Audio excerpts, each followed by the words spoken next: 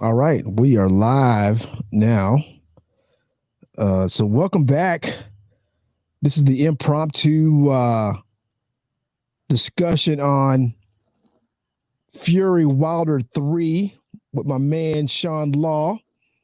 Shout out to Sean. You can find Sean over on YouTube with Post a Shot. There's a new channel he's got out there. We were just talking about it, man. And I remember last week, or not last week, but about we said like 3 weeks ago, Yeah, about 3 weeks.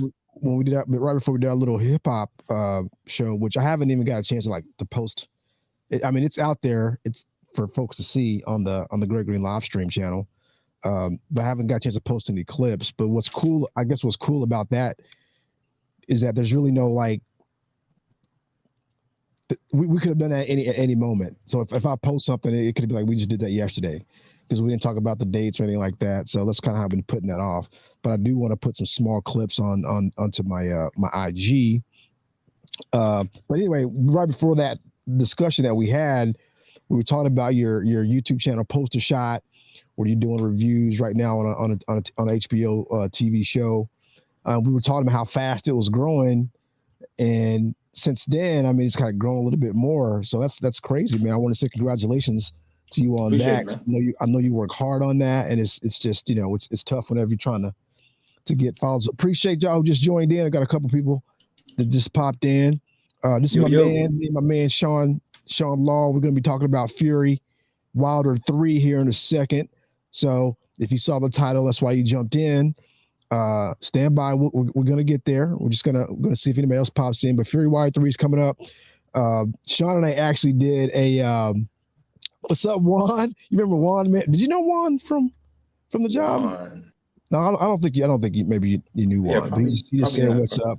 He's saying he's already, so Juan is saying Fury and 5. Fury and 5. We're gonna get to that Juan in a second. Uh, but that may be the case. If you look at that last fight, I mean, I would not doubt that one bit. But that was again, that was welcome to hard. the folks that are just joining. We're gonna be discussing Fury Wilder 3 tomorrow night. Uh, I was just shouting out Sean's new YouTube channel, Poster Shot, where he does a review of movies and TV shows and things like that. So y'all can check him out over there. His channel is growing very quickly. I was kind of congratulating him on the growth there. So between the time that we talked about it last and now, when did you like start seeing? Okay, yeah, they're still coming in, the subscribers. Was it like a day or two window, or was it kind of like gradually happening over time? Oh man, it was crazy. Like I had for the show that I'm reviewing right now, it's a show going on HBO called Scenes from a Marriage. And the Mm-hmm. night that we started breaking down like our top five uh hip hop albums, Right. I had just posted the second episode review that I did on it, kind of like an analytical review. And I had like 98 subscribers on it. And Mm-hmm. the first video was building up a little steam. I think I was at around maybe 1,000 views on it at that point. Mm-hmm. Nice. Uh, and then I hit you up like maybe 5 days later. I was like, yo, this thing is hitting Right. like 3K right now. So Mm. that first video is actually about to hit 20,000 views. That is dope, dog. Yeah, That's it's dope, awesome. man. It's pretty dope, man. Appreciate you. That And is good. Yeah. Shout yeah, I'm out to about to hit Chris. like I'm sorry, real quick. Just put a note in the chat. Said long time for you guys. Dope podcast. I mean, we only really did one before. The last time you and I sort of did this was well, talking about fighting was for Fury Wilder 2. And I'm yeah, that was and again, amazing. I got something I'm gonna show you on that a little bit later. But thanks, Chris. Chris is saying smart money's on Fury. I have a weird. I don't have my glasses on. My monitor's far away. I have a weird feeling Wilder might shock the world. Okay, so yeah, Wilder might shock the world. So yeah, I've been hearing a lot of back and forth on this. So let's kind of like get into it real quick since some people have gotten the chat already so super early. So I don't want to lose this momentum when people kind of excited about what's going to happen tomorrow Oh night. yeah, no doubt, no One thing doubt. that's cool for me with this fight is, man, because I remember as a kid uh, in the '80s and the '90s, like the heavyweight championship of the world was like a big deal. I mean, it was huge. whether, and I can remember back in the later years of Ali, I'm oldest remember that. After that, for me, I remember when Larry Holmes was a champion for a long time. And then, of course, Tyson came through and just kind of like just did everything. Right. He had a Evander Holyfield, those matches and everything. But, and then we may have touched on this last time, but, with the emergence of UFC and all the sort of like shenanigans that go on in boxing promotions, not only boxing in general, but just the boxing heavyweight championship of the world has really lost a lot of juice over the years. But I think these two guys have done a pretty good job of kind of like bringing that back a little bit. So tell me, a little bit about how you feel about the heavyweight championship of the world and kind of like your just, your memories of how it was back in the day. Good question, man. I remember it just like you do. As I think it's just two different eras. Like Right. you're older than me, so Mhm. you're talking about the Larry Holmes and everything like that. But me Mhm. being, born in the mid '80s, that was my childhood too, because that was like the last when the heavyweight division was really on top of the game. Right. You had, like you said, Tyson was coming back, Holyfield was there, Lennox Lewis, Riddick Lennox Lewis. Bowe. Yeah, Bo. Yeah. Yeah, Good you shit. had that class of heavyweights that were just like prominent in the '90s. Hmm. So somewhere in the the Klitschko era, coming in like the early 2000s when everything died off, because now we Right. got like he held the belts for so long, and the heavyweight division just kind of faded out. Because he was really just jab jab hook jab jab. Nothing too exciting. Right. No real knockout power or performances going on there. So that's when we started drifting off to the lower divisions, the middleweights, where the Yup. Mayweathers were and the Pacquiaos. Yup. So it's been a minute since we got something this spectacular with the heavyweight division. So I'm excited about it. I Yeah, think and anything can go. right, dude. And so the thing is too about these two heavyweights, Wilder and Fury, is there. I don't know. I mean, correct me if I'm wrong here, but they may be some of like the two biggest and heaviest heavyweights there've ever been. I mean, Fury is 6'9", bro. 6'9", easy 250. I think you Yeah, said you weighed in like 277 today or yesterday or yeah, whatever that yeah, was. yeah, yeah, And yeah. Two then seven seven tonight. yeah, and let me tell you, Wilder's smaller, but man, he's 6'7". He's 6'7", So and he's 20 pounds heavier than he was the last fight. I think he came in okay, see, I don't know. 210. Yeah. So Now he's let's let's 230. so let's talk about weight real quick because uh, we touched on this a little bit before we actually went live. Is that the fight was supposed to happen a lot earlier than it is tomorrow, but Fury got COVID. He got sick, so they're rescheduled. And you know, a lot of folks are thinking that he's weighing more than he normally would. Do you remember what he weighed in that last fight? Because I don't remember. I think there was a 60-pound difference or a 50-pound difference. So he Six had pound to been difference, he had to been like 260 to right? Because you Wilder's said 210. Wilder was 210, right? So that's still Yeah, So Wilder's a tall, slim guy. I mean, if you're 6'7", 210, that means you're pretty slim. But he's just super cut and muscular, yeah, and he's yeah. He got a good obviously he's physique. strong. Yeah, good physique. But yeah, I didn't realize that he was coming in at 20 pounds heavier than that. And so do you think that he's thinking to himself, okay, yeah, I got handled in the last fight. He was so much bigger than me, and that probably had something to do with it. So I need to pack on some pounds if I'm gonna hang with this dude. Do you think that kind of went into his mindset when he was getting ready for this fight? Yeah, there's a couple things there, right? So, Mhm. you're right on the money there. I think he felt he was too light for the last fight. Mhm. Another thing is, I think he wants to in the first round. If you remember in that second fight, first round, he clocked him with that right. I think twice. Yeah. Like one was clean, but there wasn't enough power behind it. So I'm thinking that Wilder's thinking, okay, all right, if I put enough muscle, if I bulk up a little bit with this one and hit him with Mhm. that, then it's going to be lights out. The only caveat to that is I believe it. I don't know if it was Luis Ortiz, but there was one fight where Wilder came in heavy before, and Right. the fight was okay. He had, I think he had still knocked him out, or when I Right. can't remember. I think he had knocked him out, but he didn't look so good until he got that knockout punch. And Right. then at the press conference, or like after the fight, they do the interview.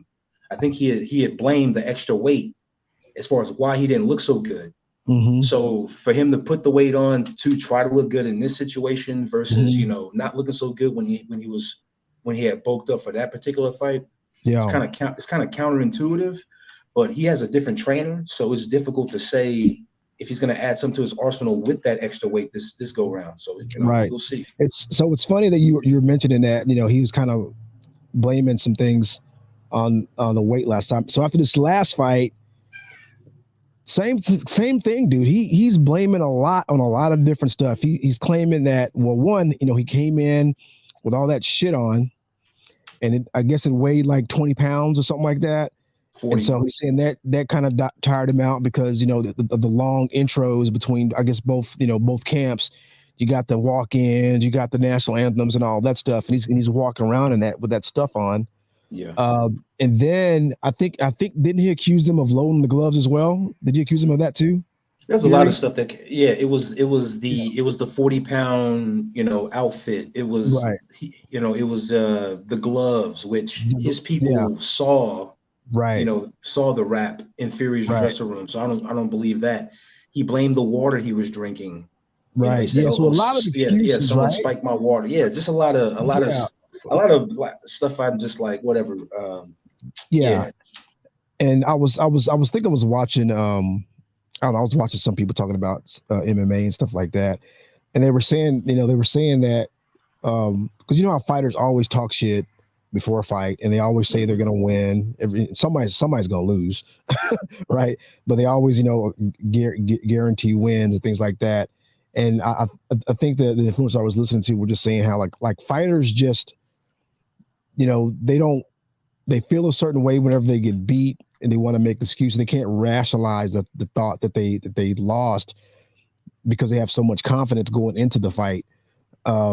And then Wilder, had won so many fights and had so many knockouts. I guess with the last fight with Fury was a draw, but I mean, really, you can make an argument that Fury won that fight too. I mean, I would make an argument that he did. To be honest with you. Exactly, yeah. But of course, when you knock somebody down a couple times, that does a lot for the optics and everything. And judges are just weird. You just never know. But yeah, it's the fighter mentality is weird to me, man, because they never think they can lose, and someone's gonna lose, and then they think they can. Sometimes they think they can fight forever, but Father Time is undefeated, and so you got Wilder making all these excuses. But it looks like I was watching some of the the countdown, the pre-fight stuff. Well, I think he blamed his trainer too, or his camp. For throwing the towel early, right? Yeah. Who was that? Mark Breland?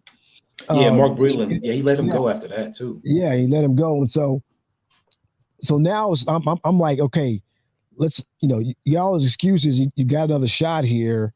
Gain 20 plus more pounds. What's going to happen, right? I mean, I was watching one of the shows, one of the little those little pre-fight shows that come on Fox or whatever. And he was talking about how they're gonna just punch him everywhere, like in his head and his arms and his neck and his shoulder, all that stuff, and that he's just gonna be relentless. Do you think he's gonna have enough gas, man, just to go in there, just kind of like doing the same old Wilder shit, just swinging for the knockout? Honestly, man, the way I got it is, shout out to Juan too, man, because he's kind of like on the money. I got Fury, I got Fury like 5'6".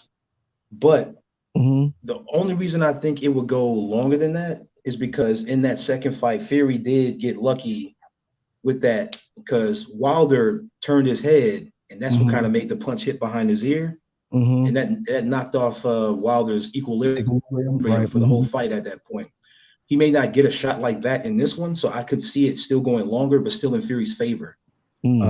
But the way Fury is talking as far as like, yo, I'm going to retire him, I'm going to do this, I'm going to do that. I think Fury is even more, I wouldn't say more determined than Wilder, but I'll say he's even more determined to be like, yo, this fight shouldn't have happened, so I'm just going to end it quick. I think he's more determined to just be like, yo, just end Wilder's career. That's his mentality. So that's the reason why I think that Fury could still get him out like, 5'6". But I give Wilder a puncher's chance because that right is still deadly though. No matter how much you weigh, you know, you may gas if the fight goes long in the distance, but you know, if he's focused within those first 3 to 4 rounds, I can see you know him getting lucky. But you know, I still got Fury taking the W with this one. So listen, man. So that that prediction you just made right there is actually a great segue to what I want to do next. And so what I've got sort of prepped here is that Fury Wilder 2, you and I sat down in my garage and we chopped it up a little bit on that. So I've got that pulled up on YouTube. So I want to share it real quick because I thought it was just funny. The way that we were set up, and we had, at that time we had nothing like StreamYard, but I don't know if you remember, but when we did this, so the date on this is stamped February 22, 2020. So that was right before the COVID thing just went crazy, right? Right. Because we had, we talked about this before. We had some plans, just to do a regular thing and have this podcast, and we're still trying to figure all that out. And then, you would come over, and we were doing this. And right after that, things kind of just got all screwed up. But a lot has happened in technology, and we haven't been able to do that. But I wanted to share this little clip with you real quick because it's sort of at the part where you're making a sort of your prediction on the last fight, and I think it's interesting. So let me see if I can share this real quick. Give me a moment here. Hold on.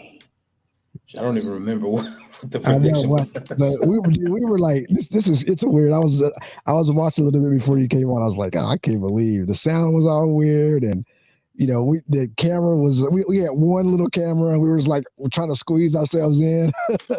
But we were actually getting ready to watch that fight live. Yeah, we were at that time. So let me just pop it up real quick, and I hit play. There you are, right there. You see it? Oh man. Okay. So let me hit the play option real quick. Same hat. I'll get it. I'll get it. You got that thing in your lap, dude. I'll get it. I got access.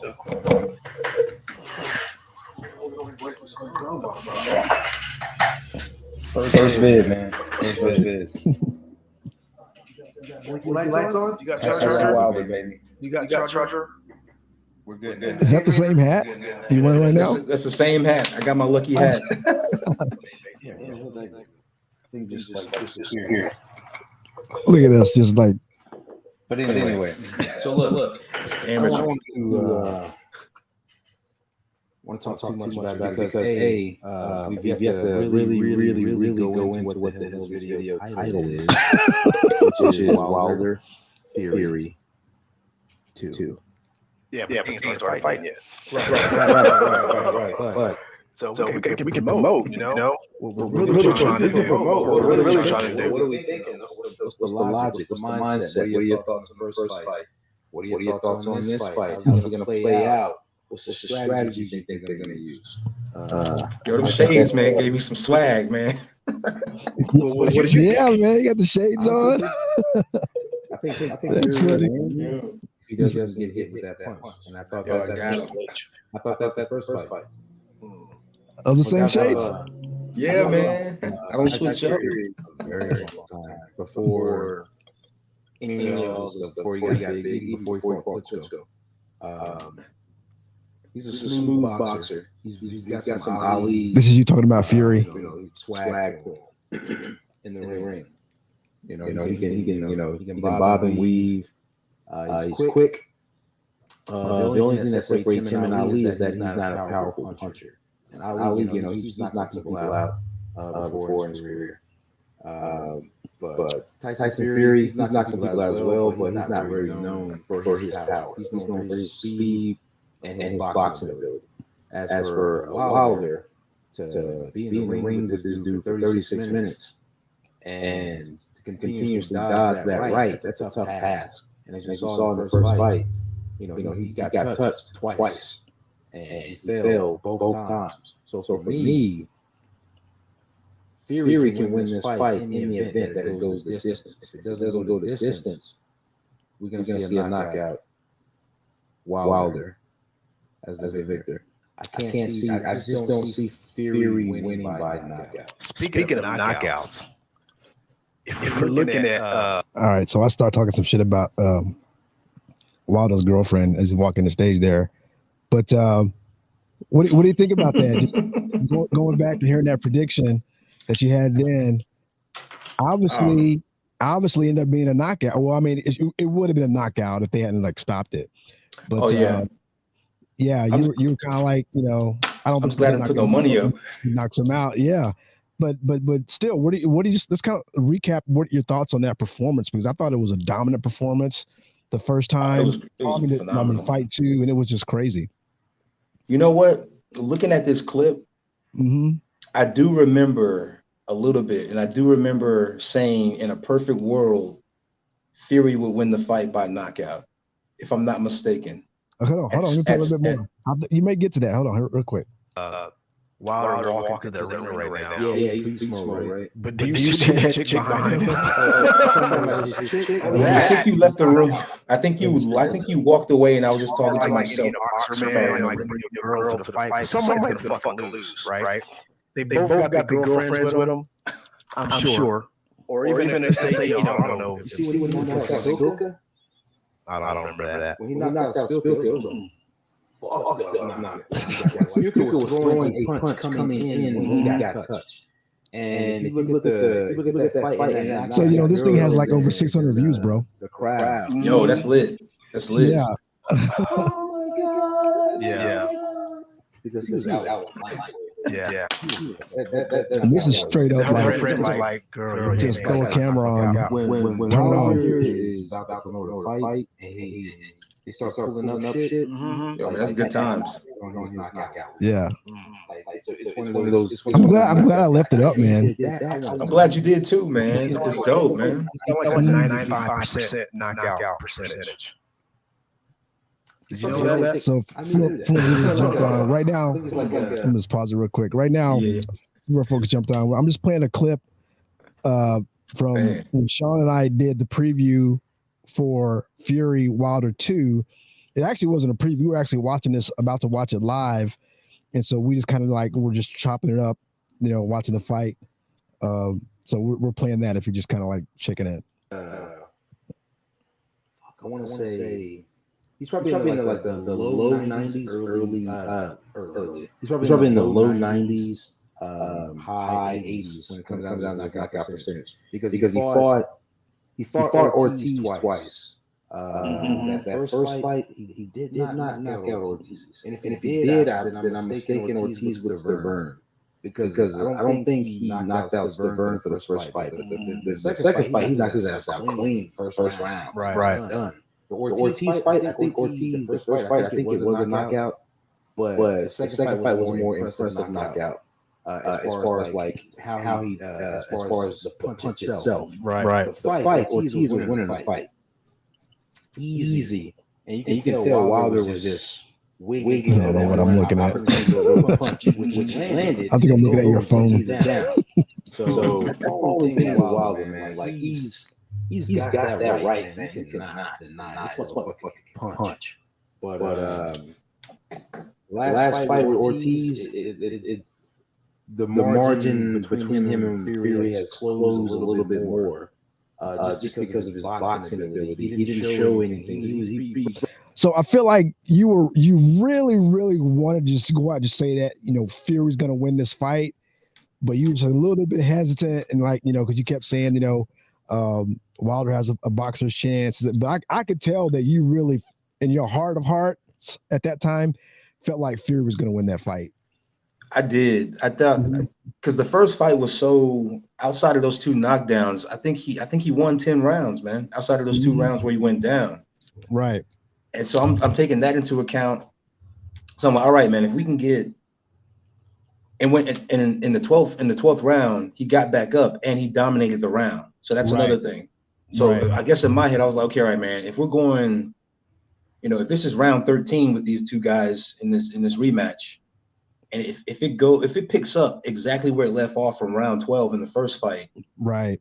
Fury got this in the bag. Like, but you know, you can't count Wilder out because that right punch can slip. But like we saw in this second fight, Fury did something so smart to evade that right. He kept coming in because he knows Wilder loads up. He loads up to get that right in. He needs space. So if you don't give him space, so what he was doing was he was two-stepping with the jab and then coming in, so, step, and then, going in, with the left. So I'm like, all right. So he built a whole strategy against that right. And it just, I don't know, it was one of the most, it was one of the most masterful heavyweight fights I've seen in a long time, man. If not the masterful. It was a thing of beauty. What's up, babe? My wife's looking at me through the window. All right, let's play a little bit more here. See where you're going. Virtually lost every single fight, every single round against Ortiz until that punch happened. So for me, I need to see a little bit more on the boxing ability on Wilder. I want to know what he's done the last. I don't know. I mean, but do you think he, because he's such a unique knockout artist, maybe that's just his game plan going into every fight. Is like, I can knock everybody the fuck out. I really don't need. I remember this. We get into a little bit here, a little bit of disagreement, but it's kind of fun. To box that well. I mean, even if you look at that last Fury fight, right? Fury is a great boxer. Technically, obviously, in that fight he proved he was better than Wilder. In that fight, technically, as a boxer. But ultimately, by miles, ultimately, he got caught, got knocked the fuck down a couple times. But from Wilder's perspective, he made me think, well, shit. Yeah, I was getting out boxed, but I was still there. So whatever. When you think about boxing, you think about like your ability to be able to not get knocked out, whether that be your chin or whether that be maybe my boxing is not better than Fury, but it was good enough to get me. I was definitely a little tipsy. I think we both were.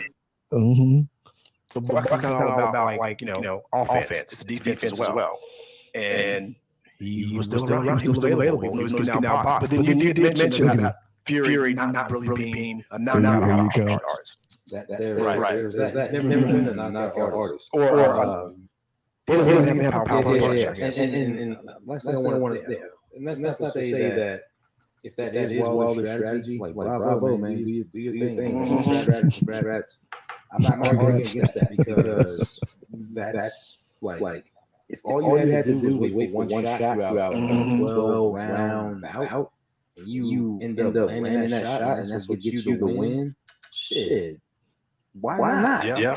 Why not? I'm not arguing against that. But I'm just saying. But my thing is though, when it becomes apparent that you're relying on that one shot, and people are waiting for it, and people, your opponent understands your game plan is that transparent, then you're giving them a leg up by helping them understand that all he has is that right. If I can avoid the right and whoop his ass, you were just talking about that. Win. Facts. So that's my thing. So it's there. And mind you, this is before the fight. You need to, and then it kind of came to fruition for the most part. If you're going to continue, that's crazy. Yeah. But like I said, that's a very difficult thing to do because every time you give a shot, you open yourself up to take a shot, and one of the shots you take, it might be that right. I agree. But here's the thing: is that for him it's worked so far. I think that last fight, I think Tyson Fury probably felt this is all he's got is a strong right. So if I can, if I know that and then I get caught by that, then I'm going to win the fight. The problem is Ortiz fight that did it. The very last Wilder fight that just happened, like the last quarter last year, where Wilder told us that himself. Right. Underneath their Fury, like I knew that about Wilder going into the fight. Right. But the thing is, it was never that apparent because he never fought somebody like Fury before. He never fought anybody of that caliber before outside of Ortiz, and that was a fight that he struggled in. Right. So like he's got he's got this punch and he's got all that. And he's got all these W's on his record, but he doesn't have any names. Like his names are Ortiz, and it potentially could be. So again, I could tell, dude, you were like really, really like Fury's gonna win this fight.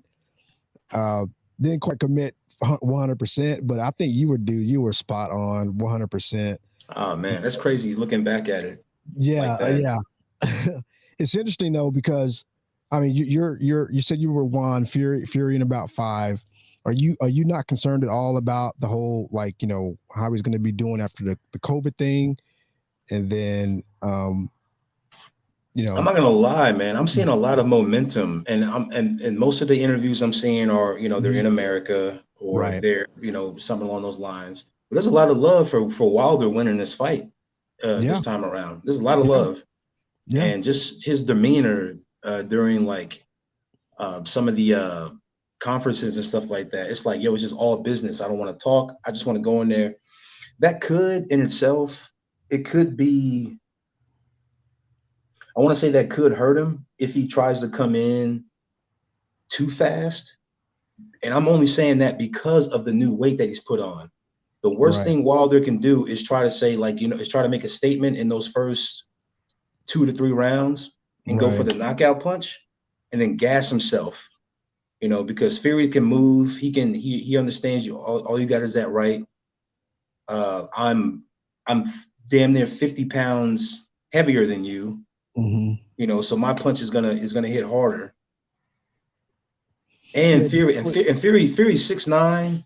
He's used to being that 280 in that range, like and moving nice. Like an extra 20 pounds for someone with that height, that really ain't nothing when you think about it. So I've seen him fight at that weight before or within that range. I've also seen Wilder fight at the range he's at right now at 230, and he struggled, and that was the Ortiz fight. I think it was the Ortiz fight. It's either that or the Stavern fight, one of those. So the worst thing Wilder can do is try to put Fury out early and then fail to do so, because now he's running the risk of getting gassed. And then Fury, being someone who we know can go 12 rounds, we've seen it multiple times. It could just backfire if he doesn't execute within those first 3 rounds or so. So I think his weight could be a factor against him in this one. Let me tell you, man, I don't know who's gonna win this fight. I know I want to watch it 100%. I've probably watched only like 2 or 3, like, no kidding, boxing matches since that last fight they had. I think I caught a Canelo fight in between that. I'm trying to think of what other boxing I watched, because there's so much MMA now. UFC sort of like flooding the market, which I'm cool with that too. I've become a huge MMA fan recently. But I've always been a diehard boxing fan, and it's just something about it, man. Just the whole, when you think about Floyd and defense and offense and how, people overcoming things like size and speed just because of sheer boxing skill. If you could just kind of like, when you just watch it, it's a good fight, back and forth, or if just one person's just dominating using like superior boxing skills like Fury did the last fight. Right. To me, it's just fun to watch, whether it's kind of like, just like anybody's chance brawl where they're going back and forth, or just one person is just picking somebody apart, dominating them, and then ultimately getting the knockout like Fury did last time. I was actually surprised at that outcome. I thought it was going to be just an easy knockout Wilder. But I'm thinking back, I really didn't pay close attention to that first fight, kind of like you had. And then just thinking about how, like, in the second fight, like, him, you mentioned that he got knocked down, but he came back and dominated the round.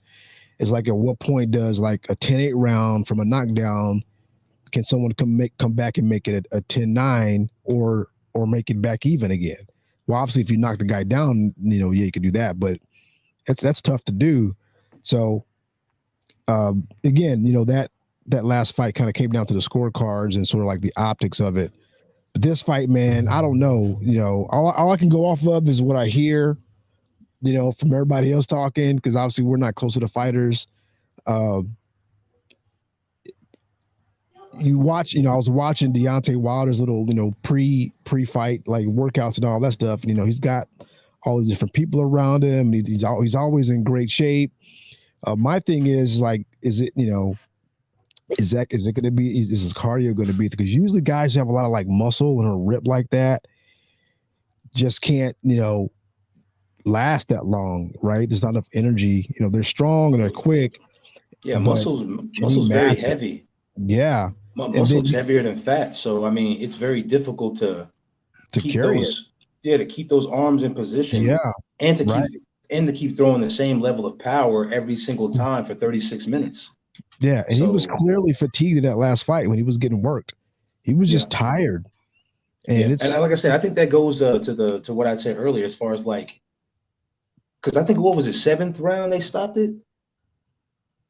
Maybe I think it was like the 7th. I think it was like the 7th round. But that's the only thing where I would say Fury won't knock him out in like 5 or 6, is because that punch that he threw in, Wilder turned his head, and that's what, you know, caught him behind the ear. So there's not a guarantee that he's going to that he's going to be knocked off his equilibrium in that same manner, because that really helped Fury out in the fight as well. Just landing that punch. So without a punch like that behind the ear, then I can see Fury taking him out in 8-9, like 7-8-9, somewhere in there. But again, maybe this extra 20 pounds, and I think this is where Wilder's going with it. You know, he hit in the first fight, he hit Fury, knocked him down twice with that powerful right, that famous right. He couldn't take him out with it though. He got back up and won the rounds. But if I put 20 more pounds behind that punch, maybe that seals the deal. I think that's Wilder. I think that's Wilder's mind frame coming into this fight. But like I said earlier, if that's his game plan, he has to do it early, because we've seen him at this weight. Again, I can't remember the fighter, but he came in heavier before. And because he won the fight, but because he didn't perform as well as we're used to in that fight, that's what made him come back down to his normal weight, which is around that 210, 215-ish weight. So his team has to be very, very strategic on how they do this. And I think they're going for the early knockout.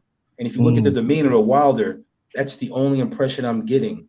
He's not going for a mid-round knockout, late round knockout. He's going for early one, like 1 to 4 round knockout.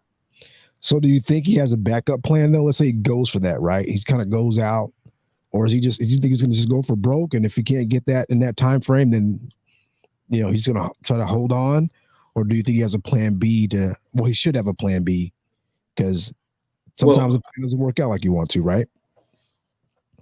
Not until the weigh-in today. I didn't think he had a plan B, but I do think he has a plan B based on a comment. I just saw a blurb. I didn't see the weigh-in. I didn't see the weigh-in, but I did see a blurb, like I got a notification from ESPN. And the quote was, I'm paraphrasing, but he said something along the lines of, "You better have your Pepto." So that tells me, at least this is the way I'm thinking. I think, okay, Wilder, his plan B would be to, okay, all right, the right's not working. We're past round 4. Let me start going to the body. Let me start throwing some body shots at this man.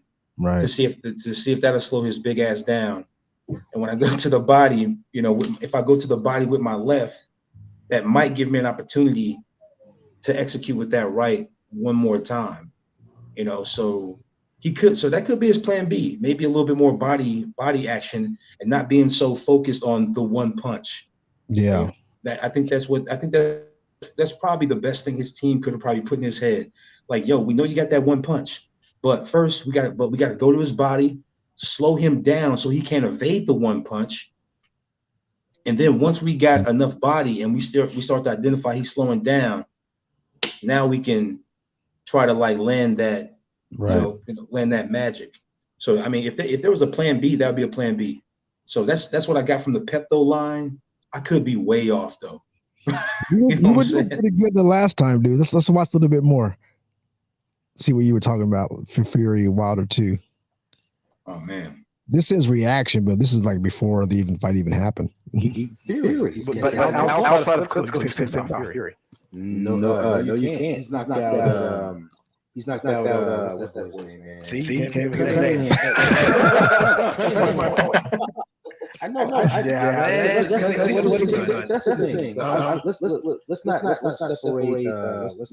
separate commercialism from craft. Because if you're someone who is focused on craft, then you know that Fury has fought named fighters. If you focus on the commercialism, then yeah, Cunningham is not on your radar. He's not a promoted fighter. I'll give you that. That doesn't mean that really doesn't mean shit to anybody. That's like saying that Vanilla Ice is the greatest MC of all time because he sold 10 million records. No. But you can argue that same point for Wilder. Could you not? No. You that's the thing. And he's beat Fury. He didn't beat Fury. Okay, you're trolling me, bro. Yeah. I'm saying I was trying to get clicks, man. A little drawing. It's more so when you say you can say the same thing about Fury. I said no, you can't because you understand craft. You know who he fought. You know those types of styles. You know what he did. You know that he's more comfortable going outside of his comfort zone. He will come to your country and fight you. You know stuff like that. There's these little things. How he talks in a press conference. How he look at how he spoke to Klitschko. You can tell Klitschko lost that fight way before they even stepped into. I will say this about Fury. He can promote a fight, dude. It's like he's got that whole thing, that Conor McGregor type of thing down. For sure, man. He can promote a fight, and that's really what it's all about, man. Yeah, them Brits, they talk big shit. Yeah, that's really what it's all about. And well, I don't want to double back. McGregor's Irish, so yeah, my mistake. Well, yeah, that's cool. But they're pretty close. Yeah, they talk big shit. Yeah, they talk big shit. All right, let's watch a little bit more.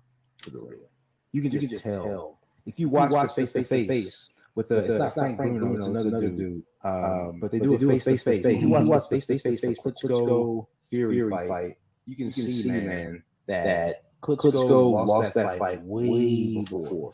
But yeah, there's. I mean, they call out the name, but you can just tell like Fury has more on his resume than Wilder does. Because I don't know. This is almost 2 years ago, man. Outside of damn, it's crazy. I know.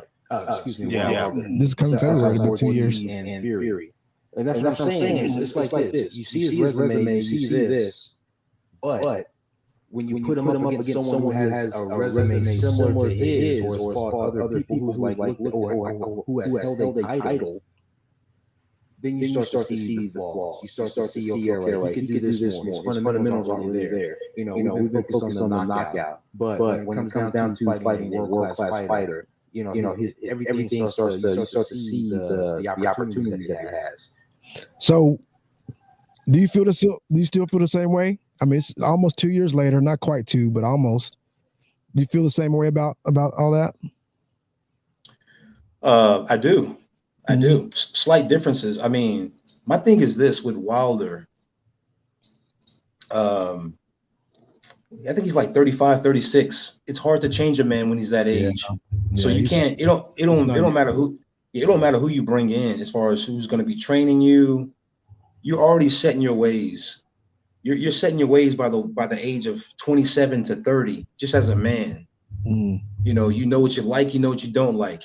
You know what works for you, you know what don't. It's very difficult for someone to come in. Granted, I give him, a little bit of leverage for, the COVID thing that happened with Fury to, okay, right, we got an extra 3 months to kind of like flush this out and tighten it up, right? But you talk about a 35, 36-year-old man who is used to, like, you know, this right is what works.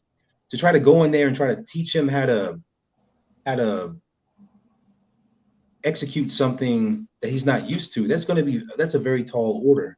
You know, so that's my thing. It's so I got a comment in the YouTube chat from Ricky T. He said, who you picking? I know Ricky T probably just joined in. So Ricky Sean has got Fury in 5. We're watching. I'll say 6. I'll say 6. Okay, 6. So right now we're watching just a little clip of the little stream that Sean and I did back for Wilder Fury 2. And a lot of the things that Sean was saying right before the fight were kind of like spot on. So we're kind of like replaying some of that stuff. And I was just asking him if he feels the same way. I think back then I picked Wilder, and Sean, you know, really he picked Fury, but he didn't commit like 100%. But I was just kind of pointing out that just watching this back again, it's evident that deep down, you know, Sean really felt like Fury was going to win the fight, and obviously that's what ultimately happened. He won the fight. So Sean's picking Fury in 5. I just say I don't even know. I'm like, if I'm going off the last fight, yeah, you know, Fury's, if he does that again, it's going to be easy. But there's a lot of different factors now, right? We talked about this before. Wilder's gained some weight. You know, he was kind of light compared to Fury in that last fight, and now he's put on 20 plus pounds. But that worked, like I said, that worked against him when he did it before. He slowed down. That's why he came back down. So right. Like I said, the game plan has to be an early knockout. But if he can't get the early knockout, he's most likely going to gas. He'll gas out, and Fury will take advantage of that because Fury is notorious for going the distance. That's why I was saying he's not a knockout puncher. Up until the second fight with these guys, I've never seen him dominate a guy to that magnitude. You know what I'm saying? Right. When it comes down to like a knockout kind of thing. But yeah, man, we'll see. Yeah. So real quick, I'm working with my mouse here. I'm trying to put in. I'm gonna drop the link back in the chat real quick, just in case we got a few people on and checking us out. So if they want to come in and give their opinion on camera, that would be dope. Anybody, you know, Chris, Ricky T, anybody that wants to jump in, there's the link right there. If you're watching the wrap up, I've got a couple different channels streaming here. I've got my Greg Green live stream YouTube channel. I've got a new channel that I put together with my cousin. It's called the Wrap Up. We wrap up the NFL weekend on Tuesday nights. So I've got that in there, and then I've got Twitch and Facebook all streaming live right now at the same time on all 4 of those platforms. So we appreciate y'all checking us out. I just dropped the link in the YouTube and the Twitch channels. So if you're watching on those platforms and you want to jump in, just to give your prediction on the Wilder Fury fight, that'd be great. Or if you just want to throw it in the chat, that's fine too. Right now, Sean and I were just looking at back in February 2020, right before COVID hit, we were doing a little live stream about to watch the Fury Wilder 2 fight, and Sean was just giving us thoughts. I'm gonna play a little bit more, and then I might fast forward just to see kind of how I don't even remember how that ended, but I can't remember if we were watching that whole thing while that was happening. But if we can get that, we'll catch you in a second. So Ricky T says, I think Fury wins early. I don't have my glasses, but the longer it goes, so yeah, Wilder has a chance. So he said he thinks Fury's going to win early. If Fury wins, he'll win early, but the longer it goes on, Wilder's going to have a better shot. What do you think about that, Sean? I think it's the opposite. I think Wilder has to win early because of what I was saying earlier. Like with those extra 20 pounds, I've seen Wilder fight heavier around that same range, and he gasses. He did not have a good fight. That's why he came back down. So that's my only thing. You know, if that's your stance, that's your stance. I ain't gonna hate on it. We'll see tomorrow. You know, I might be wrong. Right. But I just know that with him going up 20 pounds, Wilder's goal is to get an early knockout. He does not want to go the distance. So with that extra weight that he's not accustomed to, that we've seen him fight at before, where he did not perform well, he just got the knockout in that situation after, you know, after some struggle.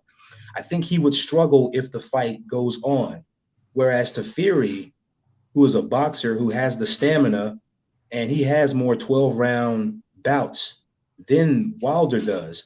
Don't forget, Wilder's a knockout artist. Looking at his resume, he doesn't go to the 12th round that often. So it's hard for me to say that if it goes the distance, Wilder has a better chance when he doesn't have the experience of going the distance because he's always knocked everyone out. So my thing is, he's putting on the 20 pounds more to get an early knockout. If it goes the distance, that's when we'll start to see him gas a little bit. He might have some struggles. At that point, Fury will be right where he's used to being, and he would have the advantage in that situation. Yeah, I kind of agree with that point too. I think, again, listening to Wilder talk about how he's going to be just punching everywhere, neck, the arms, the body, everywhere. At least he's kind of putting out there that he's going to try to knock him out early. But if you look at that last fight, the longer that round went on, I mean, Wilder got fatigued a lot, and he was, you know, he was getting worked, man. Yeah, and, I mean, you can tell how a man talks, what their game plan is. Yeah, but sometimes game plan some bullshit and they do something totally different. But but I think I see what you're saying. You're saying like maybe they're doing it like subconsciously. Yeah, he says Wilder said, "Don't blink." Yeah. You know, he wants to execute early in the fight. He's not looking to get to 6, 7, 8, 9, 10. He's not looking to do that. He's looking to come in there, maybe even start off fast. You know, try to get Fury off his guard. Start fast. You know, he may be trying to pop him everywhere. You know, some stuff that he learned in the last 6 months or whatever like that. Right. But I think it was Tyson who said, man, like everybody's got a game plan until they get punched in the mouth. Yep, so, exactly. So word up. So we'll see. That's what he said. So appreciate y'all watching on Facebook, YouTube, and Twitch. Talking about Tyson Fury, Deontay Wilder 3 coming up tomorrow night. Giving predictions. Sean is calling Fury in 6. I don't have a clue. I just want to see a good fight. I ain't gonna lie. I predicted Wilder win the last one. I was sort of rooting for him last time. But just kind of something's turned me off about the excuses from the last fight. And, I don't know, but at the same time, if he won, I wouldn't be mad. I just want to see a good heavyweight fight. We talked about at the beginning of the broadcast here that, how the heavyweight championship of the world used to be like the biggest thing, in the world, on television at the time, or HBO or whatever. And now it's kind of like dwindled, and these two guys are sort of bringing it back. The heavyweight championship of the world in boxing. They're two of the biggest heavyweights that have, that have been in the ring together. You can just see, like, when they're in the ring together, their size. It's like these two big ass people just like about to beat the shit out of each other. That's what we want to see, right? It's crazy how we're fascinated by people just punching the shit out of each other. But I'm excited about it. I want to see a good fight. I'll be watching it 100%. And I don't know who's gonna win. And I don't. If this was Rome back in the day, they would have had swords. They would have been killing each other, man. Oh like my gosh. We love sport. I know, right? That's just human nature, man. We like to see gladiators go in and the best man walk out. It's like, weird, though, right? That's just human nature, man. Like it's in the DNA of mankind. Like I agree with that 100%, man, because I absolutely love it. Absolutely. Even sometimes like UFC sometimes makes me cringe at how brutal it is sometimes. But I fucking love that shit. I'm like, oh man, you know what? I loved it. I do want to see it. I loved it more during COVID because you can hear the smacking of the punches. Yeah, no crowd. Yeah, I think Aldo was getting his ass whooped one fight, and it took forever for that ref to stop the fight, but you can just hear the solid and the how dull those punches are when there's no crowd blocking out the sound in the octagon. It's like, damn, man, he just get his ass whooped.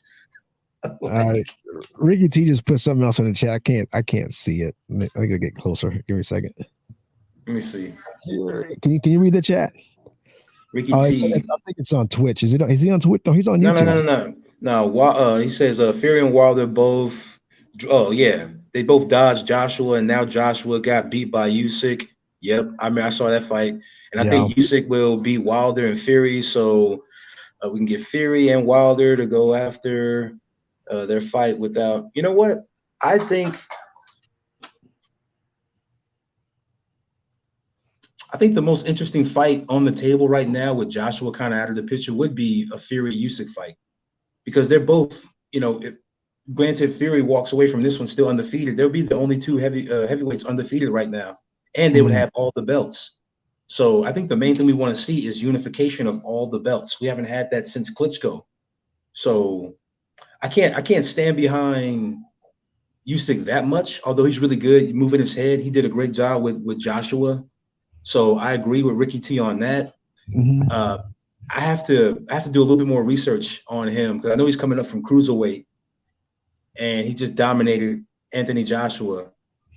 Yeah, that was really disappointing, because everyone's kind of like Joshua's going to be next. So after this last fight, after Fury Tyson 2, obviously there's the contract where they got to fight again. And then like you were mentioning Skip and Shen earlier, they were talking about how like Fury didn't want to fight Wilder again. He wanted to move on to Joshua because he's kind of like the next big thing, which is understandable because they already fought twice. Joshua's out there, he's from the UK as well. It would have been the biggest UK fight, and it would have unified the belt. So that story's kind of died out there now. And lays a freaking egg. He just gets his ass whooped, dog. Yep. And it's like, what the hell? He's probably rethinking that whole decision to take that fight. He's like, I'm just gonna wait this whole thing out, and he could have waited it out. But again, it goes back to that fighter mentality. Like, I'm just gonna fight this cat because he can't fucking beat me anyway. I'm the best fighter in the world, and I'm just gonna go do this, and then whatever happens with the whole Wilder Fury thing, I'll get paid either way. And he goes and freaking loses, man. It's freaking crazy. And you know what? I heard that Fury, what you just said, like Fury, people saying Fury's not taking this fight seriously because he wanted to fight Joshua. Right. Well, there's a few things that Fury predicted once it hit news that him and Joshua would be fighting. He predicted that the fight wouldn't happen. So that's one thing. He stated, and again, I'm only taking the man's word. Right. And when it comes down to words, Fury, he pretty much is a guy you can stand behind with his words. Everything he said either comes from fruition, or he's backed it up in some way. Right. So just based on his word, he doesn't take any opponent lightly. So there's a lot of like, okay, he's gonna be lazy, he's not taking it seriously. All this talk as far as like why Wilder has the edge. I'm just like, dude, I don't see it. I just think it's people who want him to lose creating this narrative. But at the end of the day, man, I think he is taking it seriously. He said that he would, retire Wilder. I think he has the same mindset as Wilder does, like get him out early to make to make an example out of this guy. Right. That's kind of, I think that they're both the main talents. So I don't think Fury's taking this lightly at all. And if I'm correct on that, he definitely wins, and we might get to see him fight Usyk, which I would love to see that fight too, because Usyk is a hell of a fighter. He's humble. He's a hell of a fighter. Yeah. So let's just keep the heavyweights going, man. Hey, can you read the other comment that he put in there? Because I can't see it. It's too far away. Let me see here. Let me see. Usyk and Joshua is mandatory, so he has no chance but to face him and lose his belts anyway. All right, so we got to use so Ricky T is definitely a Usyk fan. I ain't gonna hate on it because Usyk, he impressed me. He got a new fan here too, man. Because I was very impressed. I knew about him as cruiserweight, but seeing him beat on Joshua like that, man. And his head movement, man, like he was just energetic the entire fight, man. But It's like I just said, really good to see up and coming folks like really challenge these top contenders and make things interesting, right? Yeah. Again, that's what's going to keep the heavyweight division like relevant. It's just, you know, big name fighters and then up and coming fighters making big names or making names for themselves by beating some of these, you know, these guys. So it's always good when you have like 2 or 3 guys. I mean, if you look at Fury, Wilder, and Joshua, it's really good to have like at least 3 guys that are like, you know, can win it at any moment. Yeah. Right. And then you got like somebody that's kind of can just kind of like mix that up. It always sucks when you only have like 2 people that keep fighting over and over again. You know, I mean, Fury, I guess, you know, it's in the contract. But I get Fury's argument about, or if there ever was an argument about him not wanting to take this fight, just because of the way the first 2 fights went down. It's like the first fight is like, okay, great. Yeah, it was a draw, but I should have won. So I'm going to fight you again just to prove that. Boom. Proves that beyond a shadow of a doubt. Like, so why don't I need to fight you again? It's evident who's a better fighter. Let me move on to someone else. But if it's in the contract, and there's money to be made. So, but it's good to have more folks that are involved or that can contend, at least kind of like on the side. So I think it's actually great that Joshua takes that fight with that guy because things get mixed up. You know, now Joshua's out of the picture, and you know maybe he wasn't as good as everybody thought he was. Well, he will be out of the picture after this mandatory because to Ricky T's point, that mandatory man, I don't have a mandatory rematch. Yeah, it's in the clause. Yeah, okay. I don't see Joshua winning that fight. You know, so I think Usyk is going to be the next guy for Fury. You know, in the event that Fury wins this fight tomorrow, which you know I'm predicting he will. Is Fury going to want to fight again after this? Fury? He's how old is Fury now? Fury is 32, 33. Okay, so he's got you know. Yeah, somewhere in there. You there. have to worry when he hit around 35, 36, kind of like Wilder is right now. Yeah. After that, I mean, but before that, man, I mean, you know, you're in mid 30s, dude. That's your prime, bro. People think that like, you know, like 27, 28 now. It's like 30, 31, 32, 30. That's like your peak right there. And if you can go out there and dominate during that time frame, and then just as a fighter, they just hang it up like sometime between 35 and 40, you good. Yeah. But like I said, it seems like and correct me if I'm wrong, if Ricky T, if you're still on there, it sounds like you're for sure Usyk would beat Fury in that. Me personally, I can't say that yet because I need to see a little bit more tape. I'm very analytical with my points. So that's the fight I want to see. I would love to see Fury and Usyk fight, but I can't say this guy or this guy quite yet. I want to see a little bit more Usyk tape before I make that decision. But I know he's a damn good fighter, though. We got another one. So Ricky T just put in there. He said, hopefully Fury has another 3-4 fights left. I say so. He mapped out the next. I think he mapped out the next 5 in one of those interviews. He was like, "Yeah, I'm gonna fight this guy, and then I'm gonna do this, and then I'm gonna do this, and then I'm gonna do this."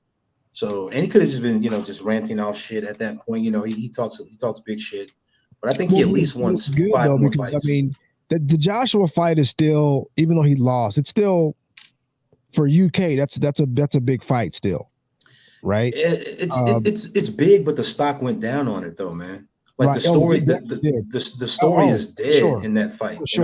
For sure. Now instead of a UK unification, it'll be a King of the UK fight. They'd have to restore it for well, who runs the UK? Yeah. It's not about the belts at this point. Just who runs the UK. But you know, if he comes back and does well and wins his rematch, then he'll be right back where he wanted to be, and they'll have to make that. Well, of course, Fury has to do his part tomorrow. If he does that, and then he's just going to wait for the winner of that fight. Yeah, Ricky says Usyk beats Fury. Again, I gotta personally see a little bit more on Usyk. I gotta see more on Usyk to really just say definitively. How big is he? How much does he weigh? He's not that tall. I mean, he's tall, but he's not tall as Fury. The only thing I see with Usyk is that, and that's the thing, man. Even when I say that, he's a great mover. You know, honestly, I didn't see him fight Joshua. I need to go back and watch that fight. Yo, he was about to knock him out. He was about to knock him out. I think I saw like the end, like a clip of like the end of it. Yeah, but I didn't see the whole fight. He was about to sit his ass down. Like if there was like 30 seconds more on the clock, Anthony Joshua would have hit the canvas for sure. So, but like I said, it's just, and the only reason I say I can't map it right now is because him and Fury are both good boxers. Like at the they're both, but Usyk has like over 100 something fights under his belt. He's known. Yeah, he's one of those. So it's really hard to say right now. For me, I got to see a little bit more tape on him to be like, okay, right, definitely Usyk in this situation. Right now, I'm kind of like 60-40 in Fury's favor. But let me see a little bit more tape on him. I got to do my due diligence. But that's the fight I want to see. It's probably all out there somewhere. That's what's cool about too, the way, you know, the way social media is and the way that you can just kind of the streaming and all that stuff. You can always kind of go back and just watch a fight that you missed. I think what's cool about the internet, man, is like, 'cause earlier we were talking about back in the day and heavyweights, all that stuff. You can pretty much go on and find any fight you want and just watch it. You know, how dope is that, dude? And so what's cool about, you know, this whole conversation is it like, you know, we're trying to make predictions about what's going to happen, you know, tomorrow or about what's going to happen in the future. And sometimes you miss shit because, you know, boxing's kind of like in and out of the, you know, media. It's like sometimes you don't know about shit, but you can go back and watch it and be like, oh, okay. And it's kind of like reassess all that. So that's what's making it fun again, I think, is that, you know, you can, you know, if you miss something, you can go back and watch it again. And it's just cool to go back and watch, you know, even fights that you've already seen before or just fights that you've never seen before. I think it's just dope. You can go back and do that and, you know, and then have these conversations about it. Yeah.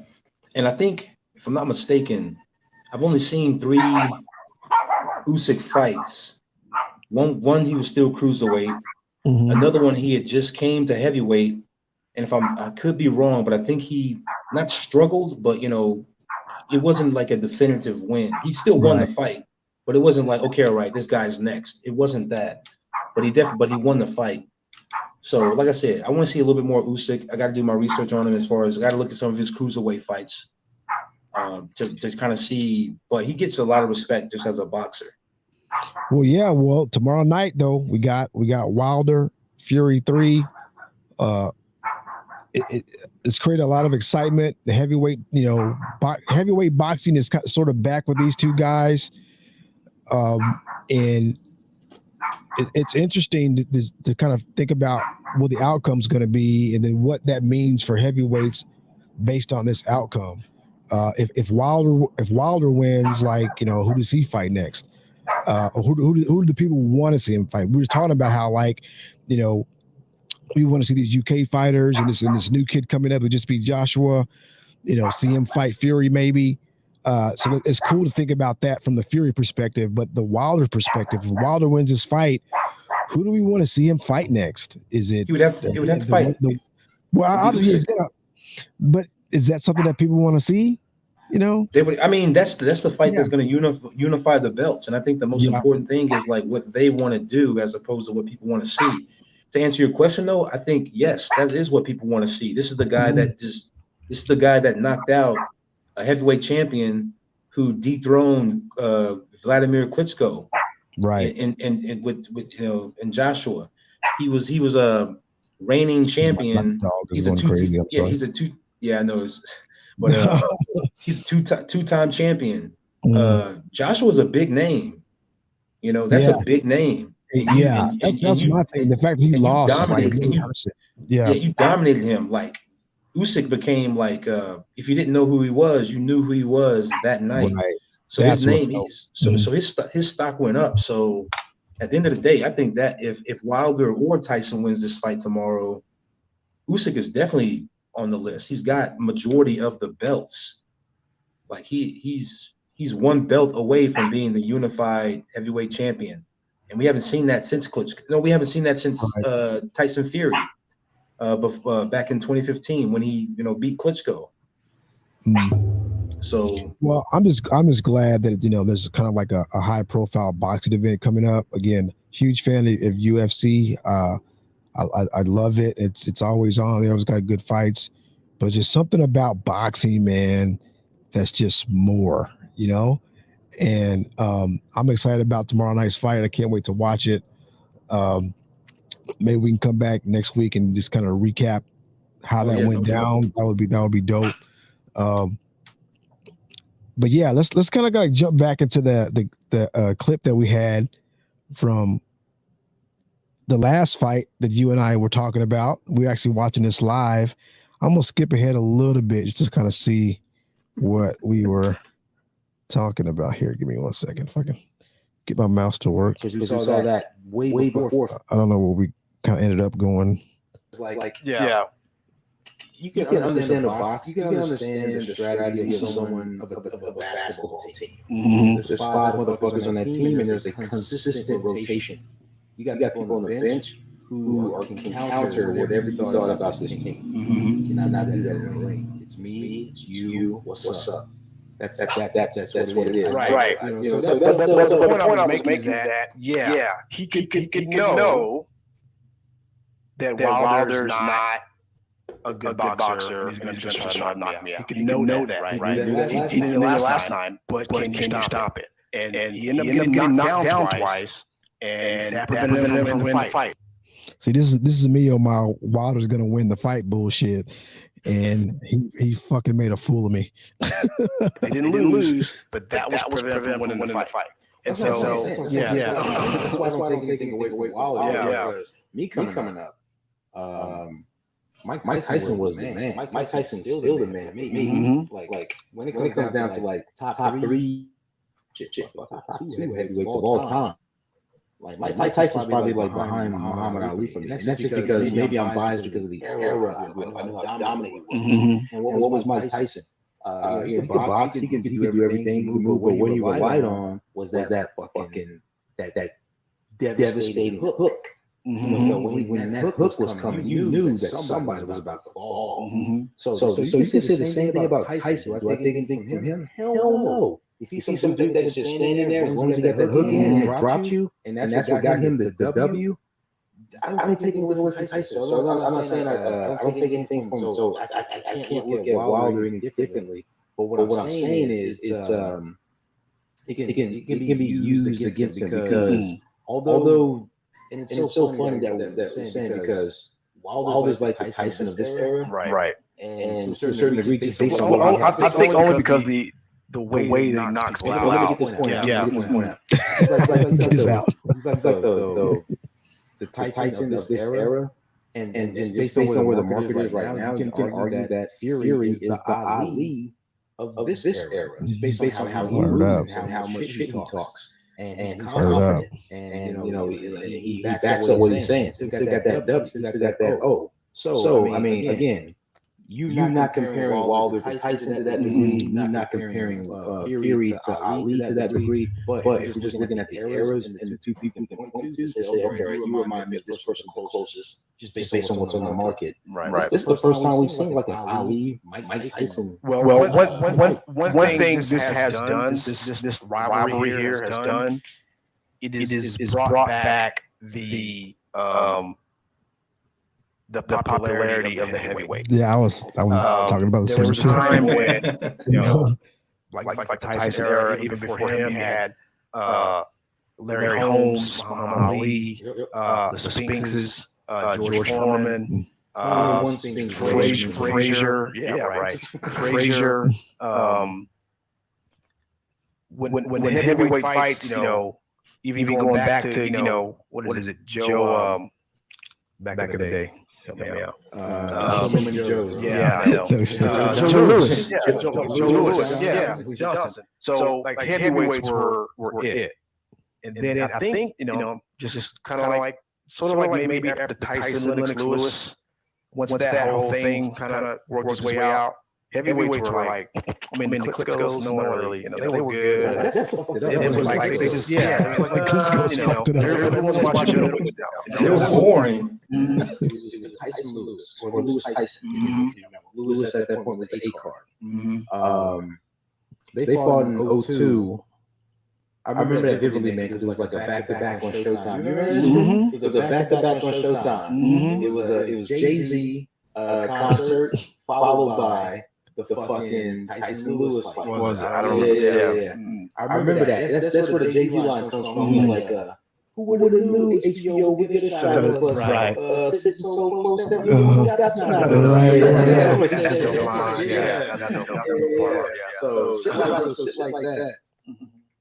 But now somebody just sent me. Hold on, somebody just sent me a We're text. talking about how the They heavyweights said that the echo was really bad. I wonder if it's because my I don't know. I'm not even watching this on Facebook. Let me put it on Facebook. I think whenever I play like a video, I think the echo is bad. So That's so funny. I thought the echo was on my end because no one else said shit for the longest. Oh, you can hear it? I can hear it, but I was like, okay, it must be just me because no one ain't in the chat ain't saying nothing about it. I'm glad that this has come up because I don't hear it. Everything sounds like clear to me. I heard no echo, and so, but it may be a setting that I have on the page or something, because that's just I've kind of like watched some videos that I've done before, and whenever I share and play like a different YouTube clip, it's this I get the same thing. So Robin just said, yeah, it's better now because I think it's when I'm playing the YouTube videos, there's an echo. Yeah. I think it's just the YouTube video. I need to figure out how to get rid of that because I don't like that, and I think it's a problem. But anyway, thank you for pointing that out, Robin, because I appreciate that. I needed to know that, and because I've always, like I said, I play them back and I hear like, well, that's weird. Why can't I hear that when I'm doing it live? And so, but now I know it's not like the whole thing. It's just whenever I'm playing the video. But what we were watching there was Sean and me talking about Tyson and Fury Part 2. We watched that fight live in my garage back in February 2020, right before COVID hit, because COVID hit like in March, right? Yeah. It was like March 2020. So it's weird because like that was like a couple of weeks before that, and no one was wearing masks, and you were like in my house, and we were just chilling, whatever, just hanging out. Nobody had no shots or whatever. We could have been spreading that shit, didn't even know. No, facts. I think I got that shit like in December of 2019, man, because I was sick for like. Oh really? I was sick for like 2 weeks. I'm popping pills. I'm like drinking all kinds of shit, drinking my daughter's cough. So I'm like, yo, it was a fucking flu or some shit, right? Yeah, for like 2 weeks, I was like, yo, man, what the fuck is going on? Then I just like, you were down for like 2 weeks. Yeah, I was out of it for like 2 weeks, man. That was COVID, bro. But then, yeah, and then everything went away, and I was like, all right, cool, I'm good. So shit, dude. You know what? I think I have convinced about. Let me just take this this screen off because we know now that it's all jacked up. I've convinced myself that I'm like asymptomatic, right? I can't get the shit, or it just doesn't have an effect on me, just because. I mean, I'm vaccinated. I wear my mask, all that bullshit. But there's been times I have been that responsible, and I've been in crowds and the shit. I ain't got no, and I just, I was telling someone the other day, the last time that I've been like sick, like the flu or whatever bugs that you get was 2017.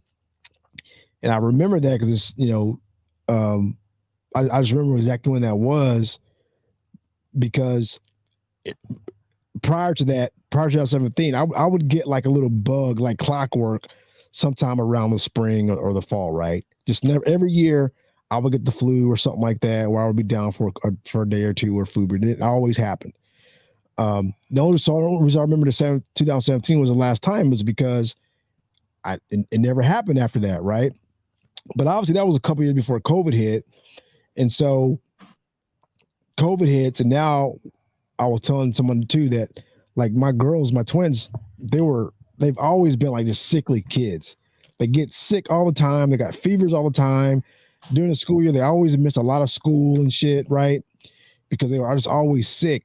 But once COVID hit, you know, my wife is like huge on the whole like sanitizing. And when it first hit, we were like wiping down the groceries, all that shit, right? So we had masks. We always like sanitized like all the time. There's like even today, there's like a little sanitizer thing in the car. So like if you go in HEB and we come out, everybody's pumping it and sanitizing, right?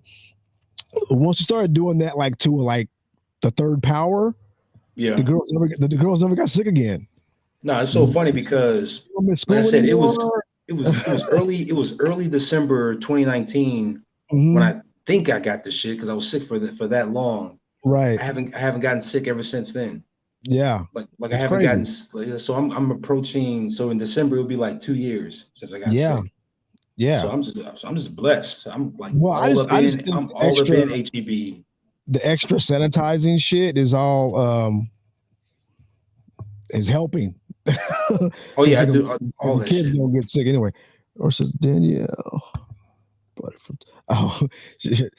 Robin said that Danielle brought the shit from Thailand. Corona. Remember when she was in Thailand? Straight up. That's exactly what happened. Damn. Forgot all about that. What's up, Robin? Before that, dude. That's crazy. That is funny. That's funny. But no, man, I'm probably wrong, but I've convinced myself that I can't get it because again, I'm always, for the most part, when it first hit, I was super responsible all the time.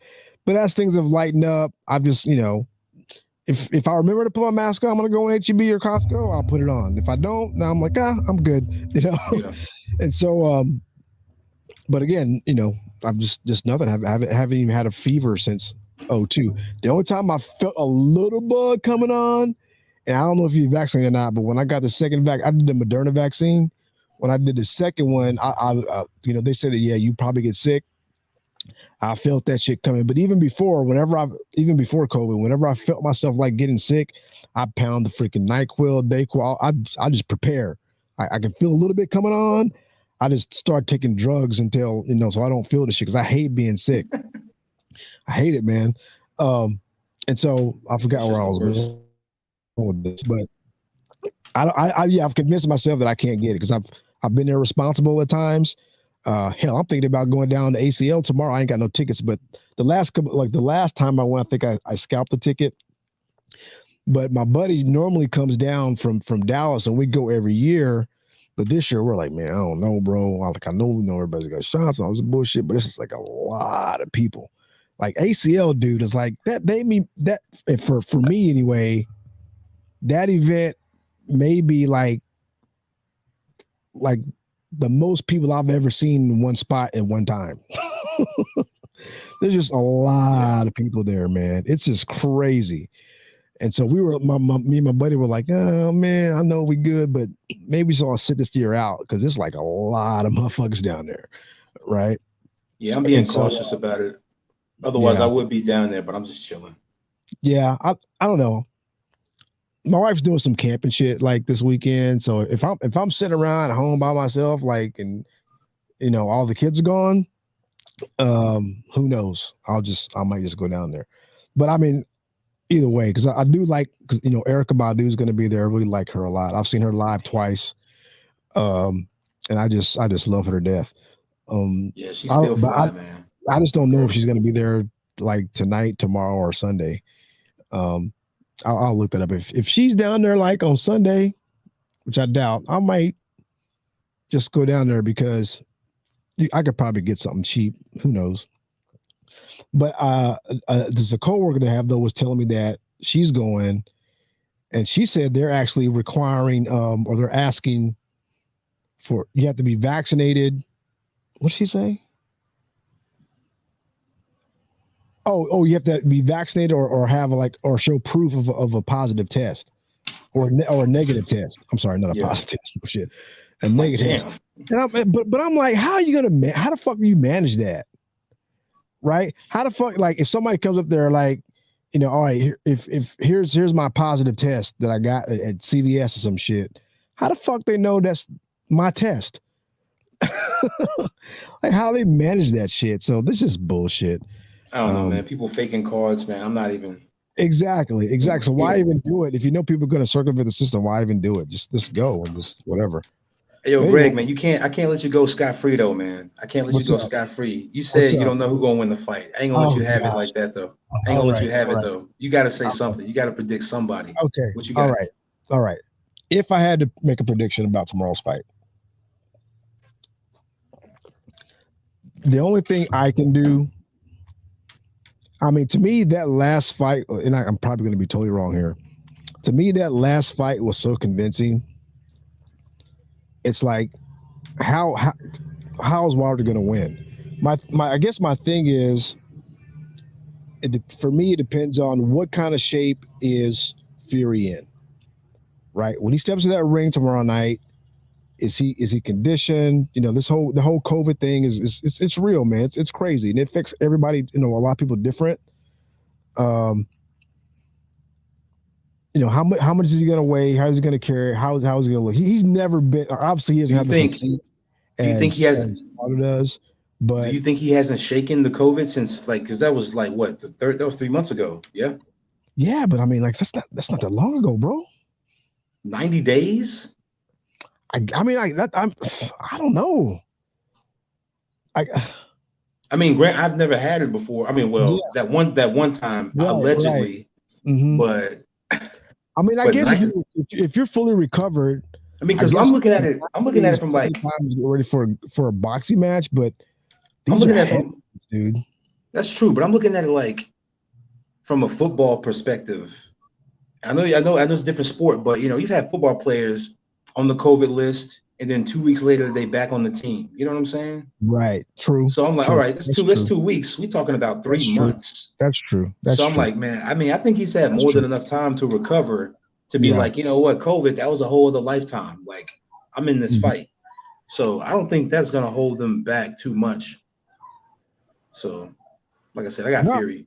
So so again, so my prediction is based on the last fight. I gotta take Fury. Because that last fight was just too convincing. I was totally shocked at in that little video we were just watching, you were trying to tell me how skilled he was and all that shit, but I wasn't buying that shit until I saw it, right? And I saw it I was like, because I'd seen him fight before, but I still felt like he was just like too big and too slow for Wilder, right? But really, man, the skill was just evident, and Wilder just has like one thing, and 35, and you're trying to switch up a game plan at 35. Right. It just don't work, and you're 20 pounds heavier when he's he's got some new folks, man. So maybe we'll see if he fights any differently. He's gonna have to fight different, right? I'll always give him a puncher's chance. You know what I'm saying? Yeah, he's got the puncher's chance, but I think you can say that about every single fight that you want. Everybody, if somebody closes their eyes and swings and lands one, then boom, it can happen. But in boxing, if you are a true skilled boxer, you can, especially if you know what's coming. And like I said, you tried to tell me this last time. If you know what's coming, you can develop a game plan and then box and win, and get the night out. Get the knockout, the night out. What is that, Robin? What did Robin say? Allegedly? What is she talking about? What you talking about, Robin? Is that what she said? Allegedly? Because I can't read it. I don't have my glasses on. Let me see. Allegedly, LOL. I think he's talking about what I said about COVID. I allegedly had it. I think that's what she's talking about. Is that what you said? Allegedly? Yeah. Because I don't know. I definitely have never had it, or if I have had it, I'm definitely asymptomatic. I think you can go get like a test for that, right? For to see if you're asymptomatic. I don't know. I would like to know. I need to look that up and see if you can take a test to see if you're asymptomatic. I would just like to know that if they was like, yeah, you can't get the shit or it don't affect you, I would feel a lot more free. All I know is I'm about to hit responsibility. 2 years. I'm about to hit 2 years no sickness from anything, not a cough, not a Yeah, me too, like. dude. I woke up. 17, 18, 19, 20, 20. That's 4 years. I woke up one morning and my nose was stuffed like a motherfucker. I was like, oh shit. And then I had to remember, oh shit, nah, I did some drinking last night. It's cool. I'm like, oh no, I got faded. We good. And then it went away like hours later when I started just walking, going through my day. But yeah, that's the only time I've like felt like, oh shit, what's going on, man? Yeah. Well, apparently, people are dying, so it's out there. Yeah. So yeah, like you said, maybe we're blessed or lucky or whatever. I'm just happy that we're all good. Man. Well, all right, dude, we've been doing this for an hour and a half, so it's time to wrap it up. I appreciate you coming on. Shout out again to your YouTube channel, Poster Shot. So if anybody's still on the watching, whether you're watching it live or you're gonna watch it on the playback at some point, check out Sean Law on YouTube. He's got a YouTube channel called Poster Shot. He does some reviews of TV shows and movies. It's really growing fast. So check him out. So Sean, you know what? I don't know if you've seen the show before we go. And this has nothing to do with boxing, but we're kind of getting into some other shit now, like, entertainment and TV, because I know you're a huge fan. I just started watching like 2 days ago, and someone had told me about it a long time ago. Have you seen Top Boy on Netflix? Yeah, I saw Top Boy. I haven't. Yeah. I think I've seen like maybe an episode or two. Okay, but I didn't get into it though. Not that it was good or bad. Yeah, not that it was good or bad. Just like other shit in my life just started coming up, so I never finished it. So basically, so then it's about like the UK like drug dealers and all that stuff, right? From Jamaica. Yeah. And so for me, it was hard because the accents were so thick. I was like, man, what are they saying? So, but then I put on the closed caption, and it makes a little bit more sense, right? I mean, it's English, but obviously it's a lot of UK and Jamaican slang being used in the way they talk. So it's for me, it was like hard to like just kind of follow the dialogue. Yeah. But when I turn the closed caption, I get it now. And now, like, the more episodes I watch, the more I understand, right? The more it just like I don't even need to read the words. So I got to revisit that one. I like it's a good show, man. It's a good show. I like Gomorrah on HBO. That's some. I don't know what. It's called Gomorrah. Gomorrah. Yeah, it's some gangster shit too, man. Well, I know Robin was on. I don't know if she's still on, but she turned me on to Succession, which is on HBO as well. Yo, that's my shit. I've gotten people in my comments on my channel like because I asked them in my last video like, yo, since we're coming up on the last episode of this one show I've been doing, what do you guys want me to do next? And Succession came up. So I've been watching it since it premiered, but now we on the third season coming up. The third season already start? No, not yet. It starts I think next week. Next week. Yeah. See, the thing with me, dude, I love HBO shows, right? But I like the Netflix format because I have to watch at least 2 episodes in a row. Yeah. Right. Because I treat like I'm usually, if it's an hour long, series, I want to watch at least 2 episodes. So with HBO, at least when they first come out, they drop an episode a week, kind of like TV. And so I'm like, damn. So sometimes I like wait a couple of weeks before I start watching, but then you catch up too fast. So then a part of me is like, well, just wait till the whole thing is over. But then all the spoilers come out, and you can't it just won't be any good. So I'll be watching it. Like I just now rewatched the first 2 seasons, man, and it's even better than I remembered it. So Robin did there. She said they're dropping weekly too on some shows, not all of them though. I wish they did that a lot more though. Netflix is dropping weekly as well. Are they really? Yeah. Some of their stuff is dropping weekly, but not all their shows. I didn't know that. Yeah, I didn't know that. That's crazy. No, don't. For me, that's not good for me. It's good for me, man, because I'm trying to review this shit. I don't want. Well, for you, yeah, it's great because you gotta review, then you gotta edit, and you gotta post. Hell yeah, man! I don't want to check out Sean's channel. It's called Post Shot. Subscribe to it. I haven't started watching that show yet because they drop every weekend. So I saw the first episode you did on that show. Then I said, "Oh shit, I want to watch this show," but I don't want to wait. And so, like, if I get sucked into one, I gotta like I'm one of those one more episode type of people sometimes, especially on the weekends. And so once it finishes, I'm gonna go watch it, and then I'm gonna go watch all your post on it. No doubt. So, Yo, that second episode, man, I kind of got like not mixed reviews because I got more likes than dislikes. But man, they were coming for me, bro. Like I was called sexist, misogynist. Yeah, good. Because I was just pointing out stats between men and women and statistics of men and women. Luckily, a lot more women agreed with my stance than disagreed with my stance. I got a comment. I think I got a comment today where one woman pointed out, like, "Yeah, your assessment on men and women is on point." I was like, "Hell yeah, man! I need those comments, man, because these people calling me sexist is kind of fucked up." I need to. Speaking of this, did you see Dave Chappelle's new Netflix special? Loved it. It was funny as hell, dude. So he's like, he kind of went deep on the not the homophobes, but the trans. Yo, man, the shit was funny, dude. When he says,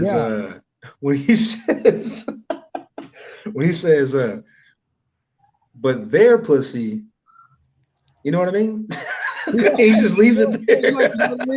Yeah, he's really a I was genius, dying, man. Dude. I was dying. I love the way, because the mark of a good comedian is they make you laugh at things that are kind of really the truth, Yeah. I think what he really does a really good job when he starts to like to maybe do like something that's serious, like he's about to give a message, and he really like sucks you in, and he comes with like this really hard joke on the back end of it, Yeah. And so, this special, he really wanted to like respond to the whole transgender like backlash that he's gotten. I thought it was genius, man. And you know what? It's really good, man. It's really good. I thought it was genius because I think people forget that a lot of the stand-up comedian, we're gonna just switch topics, I guess, now to stand-up. Yeah, let's do it. But like a lot of the stuff that happens with stand-up comedians that people forget is that their whole routines, at least the good ones, are built on truth and built on their truth. Yeah. Whether we're talking about Richard Pryor with his, drug addiction, or the way George Carlin felt about religion, I think that with him getting this backlash, it made sense for him to have so much energy built up on this thing that was a part of his life now, and to just like come up with all these zingers about it, like bam, bam, bam, bam, bam.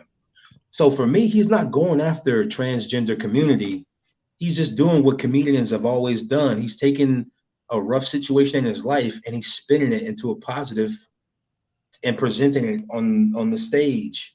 This is what it's always been. So I thought it was funny, man. Another thing though, I want to call out when he was talking about how he got finessed by the woman who like showed the picture of her daughter. He's like, yeah, she's transgender. Right. He's like, oh, like I didn't know about this. Like I didn't know about that chiseled jawline and that big Joe Rogan. That big Joe Rogan neck. I was fucking dying, yo. But yo, man, he's funny. People are just too sensitive right now. It was really funny. I watched it like the same day it came out, and I watched it twice. Hey, I gotta watch it again. I might watch it again tonight. Yeah, he's amazing, bro. I watched it twice, and I watched everything else. He's down here in Austin all the time, hanging out with Joe Rogan. You never see them fools, but they charge too much money for their shows. I just watch them on TV. Yeah, that works for me. They shit. Pop up, yeah, and then I went and saw Talib when he came to Round Rock a few weeks ago. Yeah. You was telling me you saw him, man. He came back again. I saw something because I follow him on Instagram, and so I saw something that he said he was going to be in Austin, but it was like on a Tuesday or some shit. I'm like, man, I'm not going down there. But yeah, that was a fun show that I went to. But yeah. But anyway, I definitely gotta get out of here, man. I appreciate you coming on and talking about Tyson Fury and Deontay Wilder 3 It's going down tomorrow night. We both give our predictions. I think we both going with Fury. Sean says Fury in 6. I'm saying Fury at some point just because he beat him up the last time. There's a lot of different variables that have changed. You know, Wilder has gained some weight. He's claims that he's kind of like has a different mindset, and Fury's just still the same shit talker, and just is gonna try to do his thing to box him out. So if he's able to do that, we'll see. Wilder always has a puncher's chance, I guess we talked about, but we're both going with Fury. We'll see what happens. I'm still gonna be watching. Maybe we'll come back next week and do a just sort of a reaction, a true reaction to that fight. I'm open to do that, Sean. So just let me know. We can. I'm down, man. Any day that you want. So except for Tuesday, I do my football show on Tuesday with my cousin. By the way, if you ever just happen to be on watching and you wanted to jump in and chime in on the football, please do that. Everyone's always welcome. I always put a link in the chat for people to come in, join. So whenever I stream on Facebook, YouTube, and Twitter. Now I'm going to be doing 2 different YouTube pages because I have my own personal Gregory live stream YouTube, and then I have my wrap up YouTube channel with my cousin. That's when we do the wrap up of the NFL week on Tuesday nights. We wait till after the Monday night game is over. I think what's cool about football now is that there's just so much football during this time of the year. And I haven't even done any shows other than football in the past couple of weeks other than this one now because it's a boxing event, because I've just been consumed with it, right? So it starts on Thursday nights. There's always a game on Thursday night. You got Friday. If you like high school football in Texas, you can either go to a game or whatever. Then Saturday there's college football, and then NFL on Sunday, and then again on Monday night. So really, you only got like Tuesday and Wednesday that you don't have football of some sort, right, in the fall. And so I've been doing a lot of football shows. So check me out on the Wrap Up YouTube channel, the Gregory live stream YouTube channel. Hopefully again, me, Sean, and our guy Sir Locks and Freak Feynman are going to try to get something together for the Soul Bros that we were planning before COVID hit. Now that COVID's kind of died down, even if it were to blow up now, there's a lot more that we can do, like streaming right now in the remote locations very easily on StreamYard or whatever. There's a lot of other options that people use. I use StreamYard, and so we can do that a lot easily now. So hopefully we can get that set up. But in the meantime, check Sean out on Poster Shot. Check me out on the Greg Green live stream.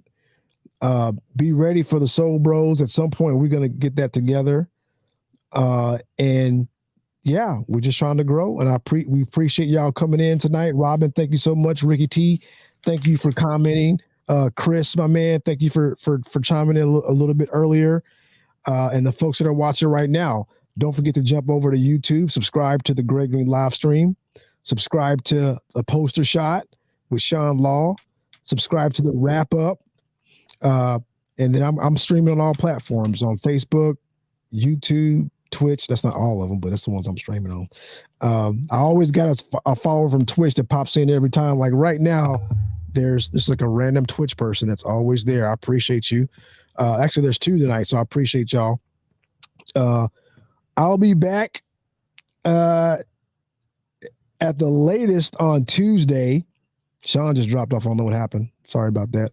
At the latest on Tuesday for the wrap up. But I definitely wanted to start doing some more shows, talking about other stuff, talking about everything. Still trying to get people to come on. Anybody ever wants to join my show, don't hesitate. I always put a link inside the chat. There's Nisa Bug. What's up, Bug? I see you. I appreciate you. You want to come on? Let me put.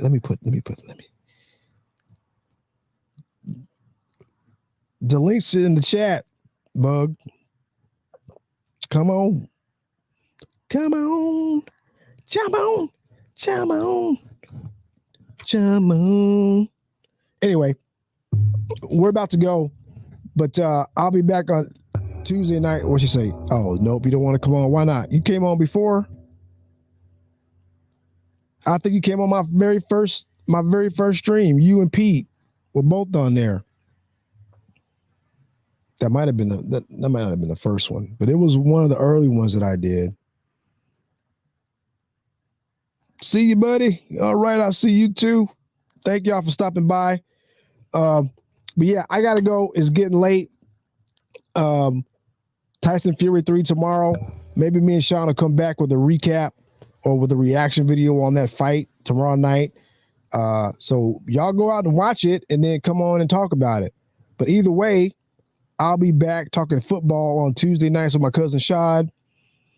I'm trying to get my regular Greg Green live stream on Friday or Saturday nights, just talking about whatever. In the backyard tonight again.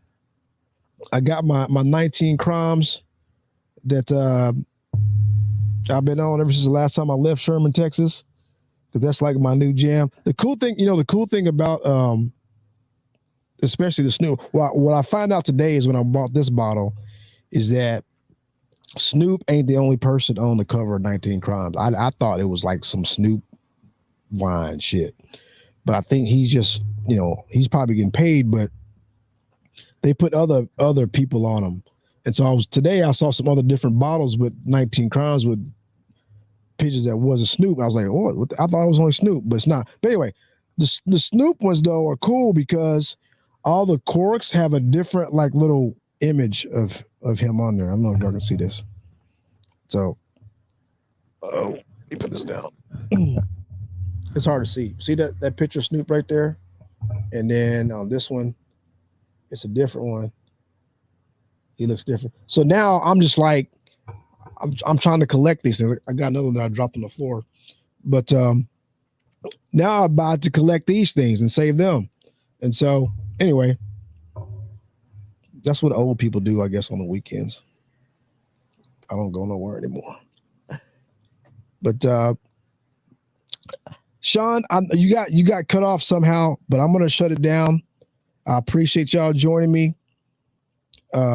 Robin, Ricky T, Bug, Chris, Juan. Appreciate you, Juan. I see you, Juan. Juan always come and check me out. I appreciate that. And